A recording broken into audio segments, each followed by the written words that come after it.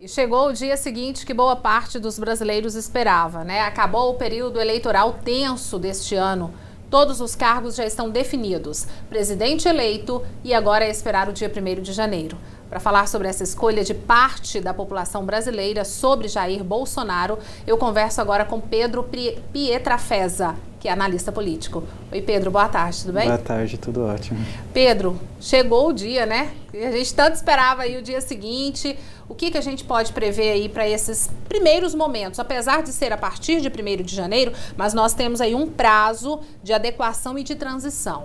A gente tem um prazo aí de transição, a transição que já está começando, né, a ser feita a partir de hoje, já estão montando um escritório lá no CCBB, que é o Centro Cultural do Banco do Brasil, e também vão ser as primeiras composições políticas, né? Então vão negociar os cargos de ministérios, vão negociar os espaços dentro da Câmara dos Deputados também. Então a gente vai ver agora um período de arranjo para o ano que vem, inclusive a votação do orçamento federal, que vai ser no final do meio para o final de dezembro, né, no dia 22 de dezembro, que aí já é a indicação de como vai ser o orçamento de 2019 e o governo eleito, né, do Jair Bolsonaro também vai negociar como que a LOA, a lei orçamentária anual, ela vai para o ano que vem. E Pedro, você falou uma palavra aí que Jair Bolsonaro colocou na campanha que não faria, que seriam negociações. É possível administrar um país como o Brasil sem negociar? Não, é impossível. Fazer política é fazer negociações.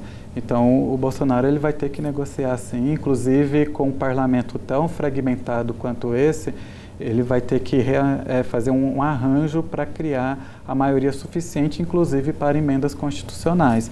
Então, o partido dele é a segunda bancada, espera-se que cresça a partir do resultado de ontem.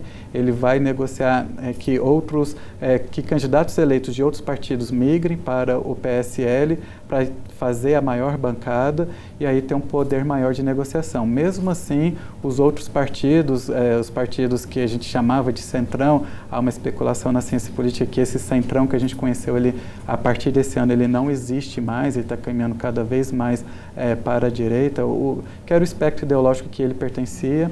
Então, ele vai ter que negociar. Então, eu estou até aqui com a informação. Dos 513 deputados, 148 são de 8 partidos, eles devem fazer a oposição. Apesar dele ter a segunda maior bancada, é muito grande, porque ao lado do governo, a gente só tem o PSL, o PTB e o PSC. Isso até as eleições, mas o dia seguinte também é o dia de imigração. Então, os outros partidos que estavam com Geraldo Alckmin, por exemplo, o Democrata já indicou que vai compor base do Jair Bolsonaro. Então, outros partidos eles vão compor a base também. Então, a gente não pode só contar com esses que já estavam. A gente tem que contar agora com que vão compor o governo, que é diferente daqueles que compuseram tanto a chapa, né, que só foram 2, e que no segundo turno indicaram apoio ao Bolsonaro. Em relação à economia do país, que é, na verdade, o grande problema que a gente tem hoje, com milhares de desempregados, milhões até, é muita gente. Como é que o Paulo Guedes deve se colocar nesse primeiro momento, que provavelmente vai ser o ministro da Fazenda? Ele já deu indicações, então vai intensificar o ajuste fiscal, que já começou desde o governo Dilma, se intensificou um pouco com o Temer, e agora ele vai ampliar ainda mais, e já falou que vai fazer a reforma da Previdência logo no começo, uma reforma talvez um pouco mais radical do que o Temer ele propôs, e começou também o processo de negociação sobre as privatizações. Então esse vai ser, no começo, as propostas que eles apresentaram para nós. Você, como cientista político, nesses primeiros meses de 2019, você acredita que deve ter aí um certo momento de equilíbrio na economia ou não? E até quando o mercado suporta, né, o mercado financeiro suporta um país descontrolado como está o Brasil? Ele vai ter esses primeiros 6 meses aí para tentar que medidas econômicas de curto prazo, que têm impactos imediatos, mas pelas propostas que eles estão colocando, talvez a gente veja a intensificação, por exemplo, de contratações contratos termitentes.